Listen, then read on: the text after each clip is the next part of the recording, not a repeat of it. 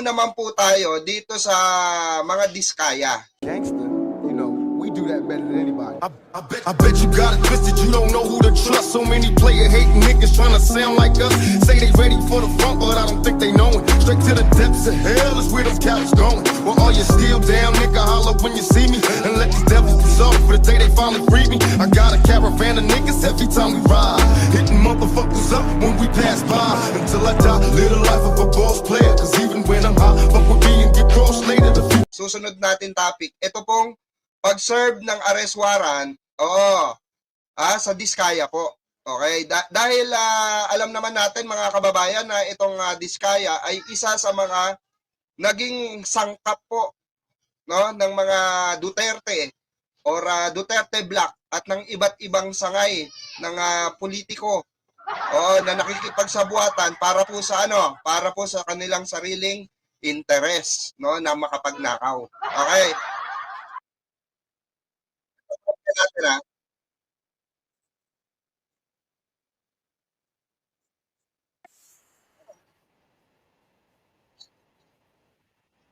graft at malversation na inihain laban sa kanya. At saksi live, si John Consulta. John?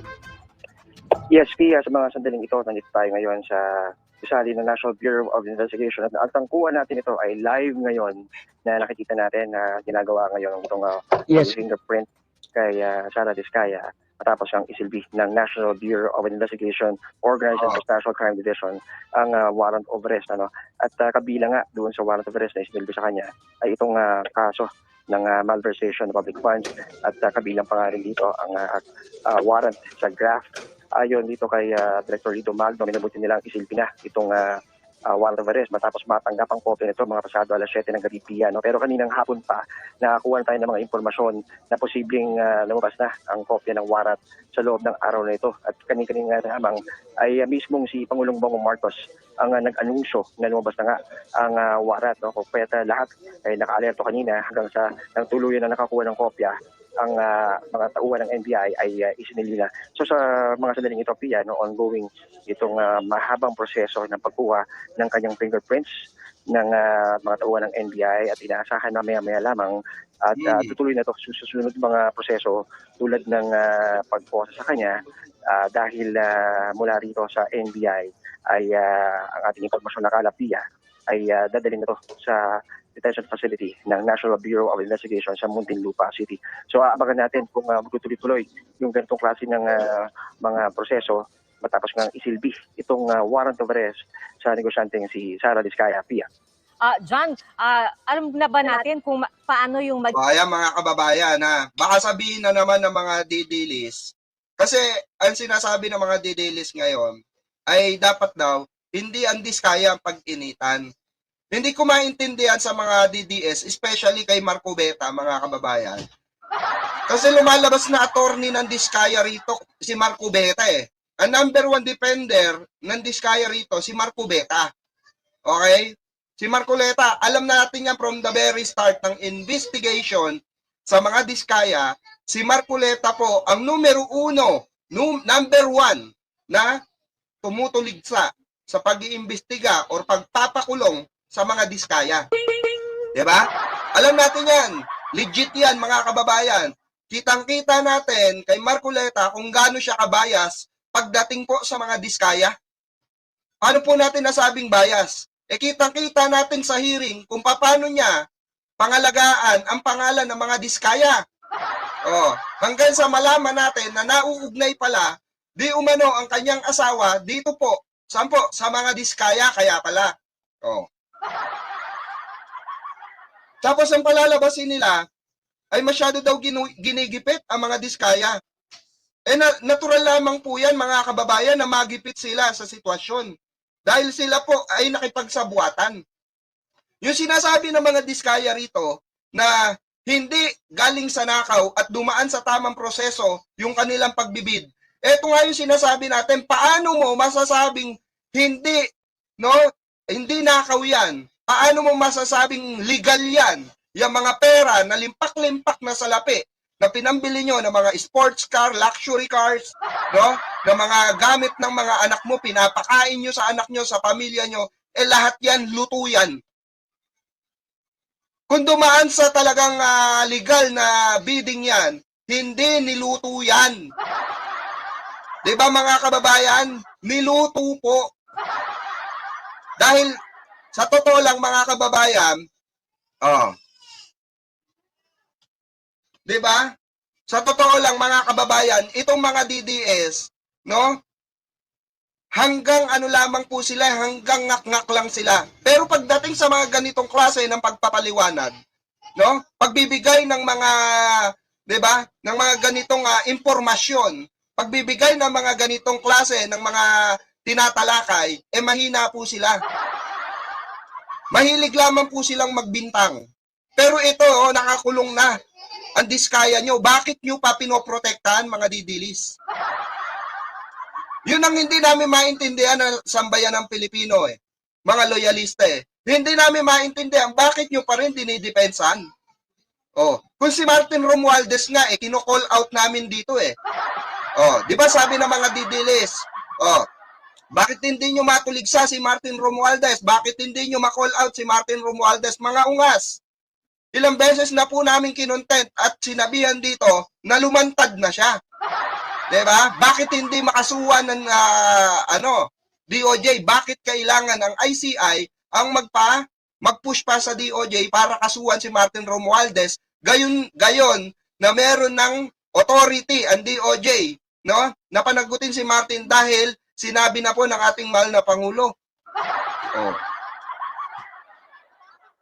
Kasi hindi kami bias Ang Bengador po ay hindi bias, hindi kagaya ng mga DDS na tanga, no? Na supporter ng mga Duterte, alagad ng mga Duterte. Ito po may matibay na ebidensya na yan. Matibay na po yan, no? Na basis po natin dito sa social media at tatalakayin yung mga ganito dahil bakit po? Ayan po may nakulong na, may mga nakukulong na. Pero sabi nga natin, papunta na yan sa puno. Papunta na yan sa puno, mga kababayan. Dahil bakit po? Dahil si Sara Duterte ay unti-unti na pong nasasakote. Nino po? Ni Senator Sonny Trillanes IV. The former senator itself, mga kababayan. The Iron Man. Di ba? Ang tagatibag ng Iron Fist na tinatawag nila na si Digong. Di ba? The living legend Iron Man ang nagpapatiklop po ngayon sa pamilya Duterte. At kinakabahan na nga po itong si Sara Duterte, saan po? Sa limpak-limpak na salapi, bilyong-bilyong piso na makikita sa kanyang bank account. Alam nyo ba mga kababayan na may lumalaganap ngayon na kabobohan si Sara Lustay? Na di umano ay hindi raw niya alam na may pumapasok na mga ganong pera sa kanyang bank account. Totoo ba? Kayo ba naniniwala mga kababayan na na meron kang bank account tapos hindi mo alam na may pumapasok na ganong kalalaking pera? Hindi, real talk. Sino po ang nagbabangko rito? Mga OFW natin kababayan. Nagbabangko naman siguro kayo kasi kami nagbabangko kami. Kami mga YouTuber, kami mga kumikita kay Meta, kaming kumikita sa YouTube, may bangko po kami. At alam namin yan, guaranteed, papasok yan. Yung kita namin, papasok yan. Pag medyo malaki, medyo milyon, yung ipapasok ni Meta sa'yo or more than 500, patatawag ka ng bangko niyan. Bakit may pumapasok na ganitong kalaking pera? At saan ang galing ito? Diba? Ngayon, hihingi ka ng requirements, hihingan ka ng requirements niyan. Kaya itong sinasabi ni Sara Lustay, malaking katarantaduhan po ito. Itong sinasabi niyang hindi raw niya alam na may pumapasok na ganung kalaking pera sa kanya. Na mga unexisting daw. Shoutout yung mga nasa Doha, Qatar, shoutout po. Sabi na ng DDS, oy, imbento ka, Birador Pikwa. Imbento ka. Asan ang resibo mo? Eto, resibo ko. Ipapakita natin sa mga kulugong DDS na to. Eto po, na kung saan mismo si Sara Lustay ay kinakabahan na dahil po paliit na ng paliit ang kanilang mundo sa pagiging buhay sindikato. Eto po mga kababayan, pakita natin dito, baka sabihin na naman ng mga DDS o mga didilis, didishit, gumagawa lang tayo ng kwento. Di ba? O, eto, papakita natin. Di ba? O, wait lamang po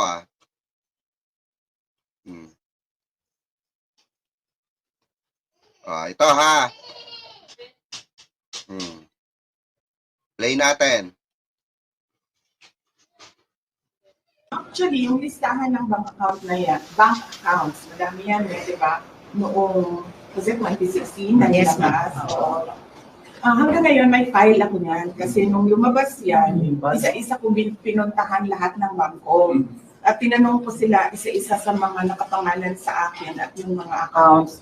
Meron talagang mga accounts doon na hindi alam ng bangko, hindi ko rin alam, pero nandoon siya sa listahan. So, tinatanong ko yung bangko, bakit may ganito? Sabi nila, baka non-existent talaga yan ng mga accounts. So, meron akong accounting nung, even nung mga sinasabi nilang transactions, tinanong ko din yan sa bank.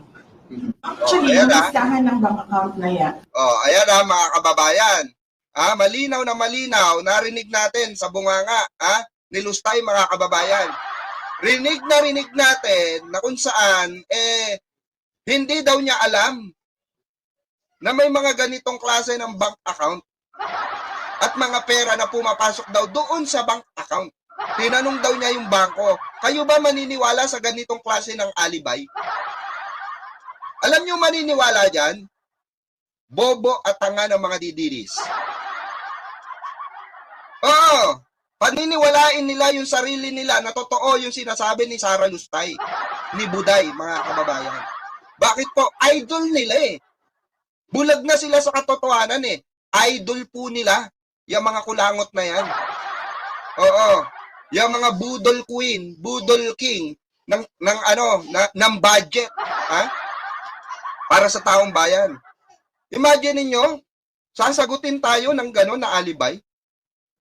Kahit grade 1, di maniniwala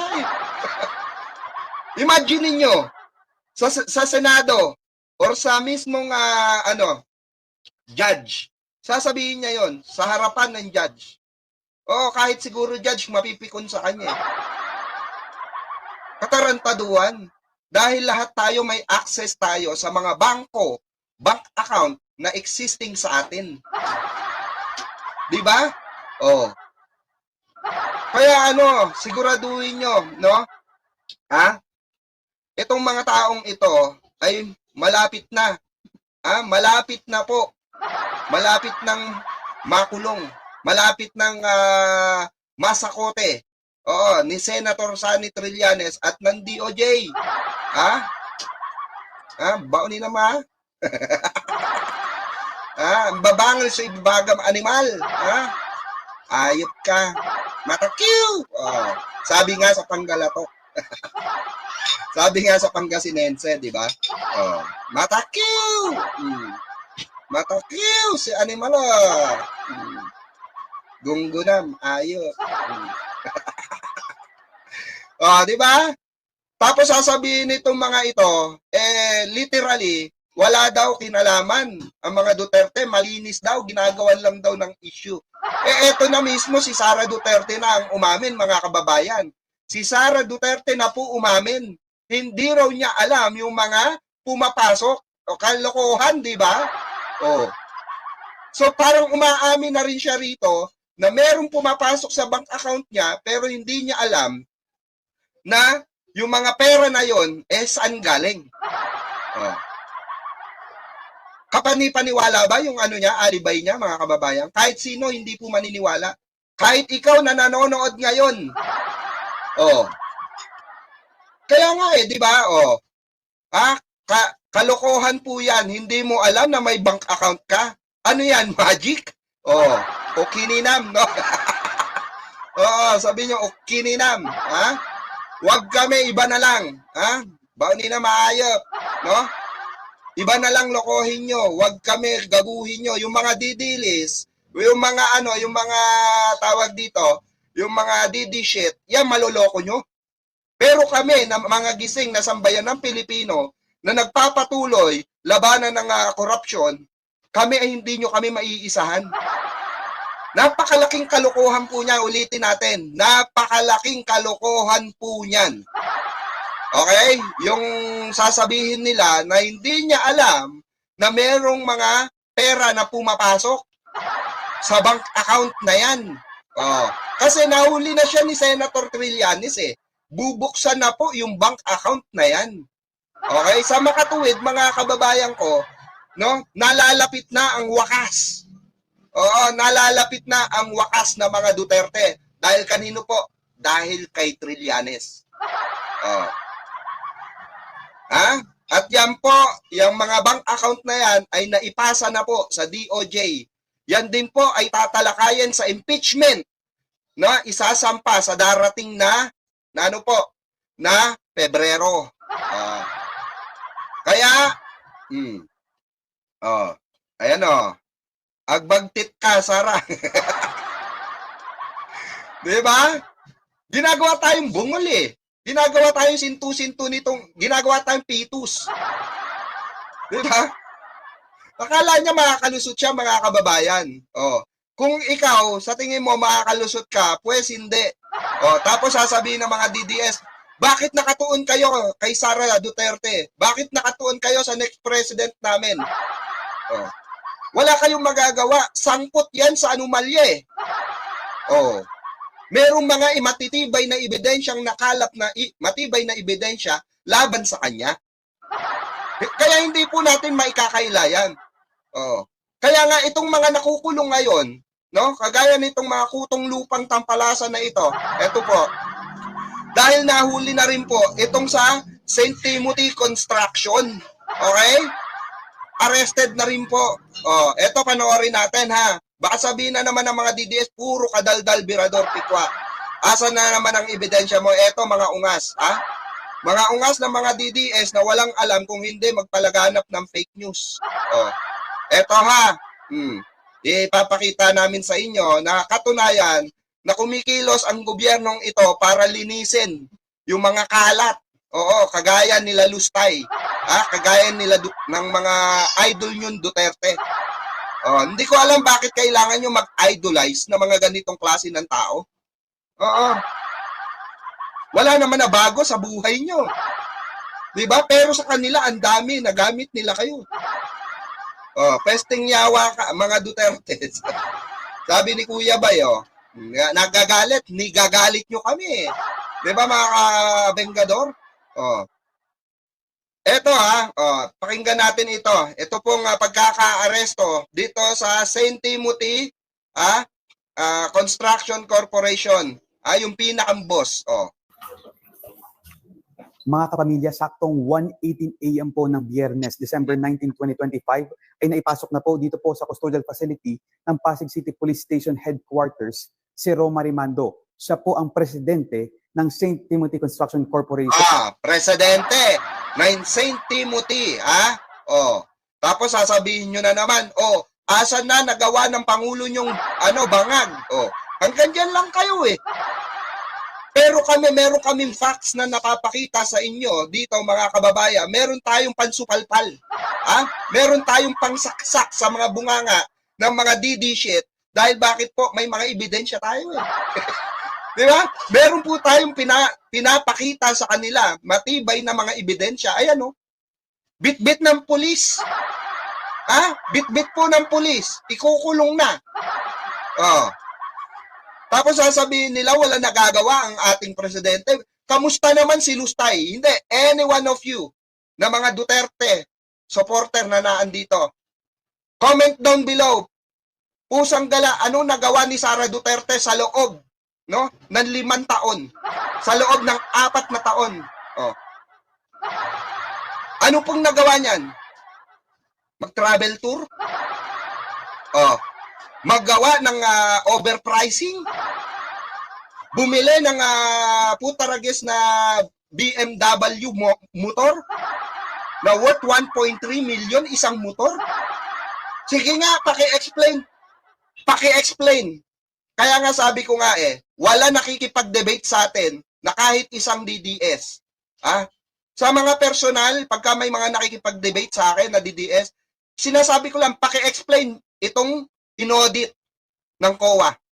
Bakit? Saan nanggaling yung halaga na 1.3 million pesos na isang motor? Sige nga. Oh, wala silang ma-explain. Alam nyo, sinasabi lang ng mga DDS, pakana lang ng mga ano yan. Pakana, paano magiging pakana? Dumaan sa tamang proseso yan ng COA. O, di ba mga tanga? Tapos ito, sasabihin nila, puro alagad daw ni Digong yung pinupunterya. Kasalanan ba namin? Kung mahilig si Digong nyo, di ba, sa anomalya. At siya po ay isa doon sa mga nasasangkot po sa umano'y Ghost Flood Control Project na nagkakahalaga ng 96.5 million pesos sa Davao Occidental. Around 10 p.m. po ng Huwebes, December 18, 2025 ay inihain po. Ayan ha. Davao Occidental. Davao Occidental. Etong mga ito, mga kababayan, mahaba pa. Mahaba pa po ang tatakbuhin nito. Ikakanta ng mga taong nahuli nato. Diba? Ikakanta na nila kung sino ang mga dapat totoong managot. Ng Pasig Police yung arrest warrant laban dito kay Rimando para po yan sa kasong malversation of public funds at yung paglabag sa Anti-Graft and Corrupt Practices Act. Upon receiving the arrest warrant against Maria Roma Angeline Rimando, sinerve na namin kanina mga around 10 o'clock dito sa Pasig City Headquarters. So prior to that, December 8, nag-voluntary surrender na itong akusado natin, sinamahan ng kanyang abogado na si Attorney Cornelio Samaniego III. Past 12 midnight naman po, dumating po siya muli rito matapos siyang isailalim sa medical examination na bahagi pa rin po ng proseso ng kanyang pagkaka-aresto. Doon naman po nangyari yung medical examination sa Rizal Medical Center. Muli po siyang naibalik dito around 12 midnight nga at nagpatuloy po yung ginawang proseso hanggang sa maihatid po siya dito sa custodial facility. Dito po ay mananatili si Rimando hanggang dumating po yung commitment order mula sa RTC sa may Cebu po, sa may Lapu-Lapu City na siyang may hawak po ng mga kasong isinampa laban dito kay Rimando. Kasi meron naman tayong Pasig City temporary jail facility and then we will be returning the warrant to the issuing court kung saan ay dun sa Lapu-Lapu City sa Cebu. And then kung may commitment order na to be issued by the judge is ibibiyahe namin papuntang Cebu. Hindi natin masabi kung gaano kabilis, basta we will obey immediately. Pag basta mayroon na kaming commitment order coming from the court. Kasi Maria Roma Angeline Rimando. Ayan ha. Ikaw ay naalis namin sa visa ng warrant of arrest na nilabas ni Presiding Judge Nelson G. Leco ng RTC Branch 27, Lapu-Lapu City, Cebu, ngayong araw, December 18, 2025. Sa kasong malversation of public funds or property, Article 217 of the Revised Penal Code, through classification under Article 217 in relation to Articles 171 and 172 of the Revised Penal Code. Ito po mga ewan ng fianza ko. At sa kasong violation of Section 3, Paragraph 3 of Republic Act 319, at ito naman po mga may isang 90,000 pesos. Ang ikaw ay aming sasabihan ng iyong mga karapatan. Ikaw ay may karapatan manahimik o magpasara ng tulong. Ano man ang sasabihin mo ay maaaring maging pabor o laban sa iyo sa unang pagkuhan. Ikaw ay may karapatan kumuha ng sarili mong abogado na magtatakbo sa iyo, mapapribado o publiko. Kung wala naman po kayong kakayanan, ang gobyerno po ang magbibigay o maglalaan para sa iyo. Ikaw ay may karapatang kumuha ng sarili mong magagamot o doktor na ayon sa iyong iliman. Kung nagigilihan po wala ng mga Ay, mga kababayan ha. Iniisa-isa na po at naisa-isa na itong mga tampalasang ito na magnanakaw. Na nagsabuatan. Actually, mga kababayan, nagsisimula talaga yan sa mababa. Oo. Nagsisimula po yan sa mga mababa. Kakausapin ng mga matataas yung mga nasa baba. Alam nila kung sino kumakausap sa kanila in the first place. Alam nila yan. Pero, no? Pero sa kabila ng lahat, mga kababayan, hindi talaga nila binubuko kung sino yung mga boss. Kasi alam nila, may tendency mga kababayan na matsugi sila. May tendency mga kababayan na madedo sila. Ha? Dahil po bakit? Dahil malalaking tao ang kumukuha ng mga proyekto sa gobyerno. May mga kongresista, may mga senador, di ba? O, may mga nasa cabinet member, di ba? O, na gumagamit ng pangalan ng Pangulo para makalusot sila, di ba? O, may mga speaker, di ba? Na ginagamit yung mga pinsan nila, pangalan ng pinsan nila dahil presidente, di ba? O, ginagamit para makapagnakaw sa kaban ng bayan, di ba? O, dahil katwiran, o, pinsan eh. Oh. Pero sa kabila ng lahat, nabibisto pa rin. Di ba? Oh, ang kawalangyaan, tandaan nyo, ang kawalangyaan dito sa mundong ibabaw, may hangganan yan. Lalo na pag nakakita ka ng mas better. Oo, better sa kawalangyaan mo. Oo, yung tipong, nang wawalangya ka, hindi mo alam, no? May mga nagwawalangya pa na much better sa'yo. Na kayang sugpuin yung pagiging walangya mo kasi, no, basang-basa yung pagiging walangya mo. So kaya po ito mga kababayan, no, masarap sanang talakayin ito ng mahabang oras eh. Kaso meron pa kasi tayong mga kasamahan, no, na magla-live pa mga kababayan. At anong oras na? Actually, kahapon hindi ako naka-live kasi nga traffic, no, pagpasensyahan nyo na po, no. Marami nagme-message sa akin kung anong oras ako magla-live sa Vengador, pero pasensya na po at di tayo naka-live kahapon. Kaya gusto ko sana ngayon medyo mahaba, pero meron kasi tayong mga kapatid, no, dito sa Vengador na kailangan din natin marinig yung kanilang saloobin regarding sa mga issue lumalaganap ngayon. Kaya mag-giveaway muna tayo, no? Why not coconut mamaya, di ba? O, mamayang gabi, bira ulit tayo, di ba? O, benggahin ulit natin itong mga issue na ito at sariwain natin, balikan natin yung ganito klase ng mga topic. Bakit po? Kasi po importante rito na natatalakay natin na maayos yung mga ganitong klase ng dapat pag-usapan at may kabuluhan na dapat pag-usapan. Di ba? Kasi importante po yan na ma-enhance or maipasok sa ating kaisipan na nasa tama tayo, nasa tamang tahak tayo ng mga issue or pinag-uusapan. Kaya importante po ang inyong mga comments, importante po ang inyong saloobin regarding dito sa nangyayari sa ating bansa. Especially sa pagsugpo ng ating mahal na Pangulo, dito po saan? Dito po sa mga tampalasan, sa Senado, sa Kongreso, at sa Gabinete. Diba? Kaya po maraming salamat. Ayan shoutout po, Ma'am Priscilla Castro, ayan. At Kuya Bay, shout out, ayan, kala Mama Ana Hermigino, ayan, shout out. At kay Ma'am Rosa, kay Ma'am Rose, ayan. Mama Brinda Acosta, mga galit na galit. Oo, diba? Ayan, shout out po sa lahat ng mga nanood ngayong gabing ito at maraming salamat po sa isang oras mahigit, no, na pagsubaybay at pagsama kay Birador Pikwa dito po sa episode ng Vengador. Oo, Benggahan na.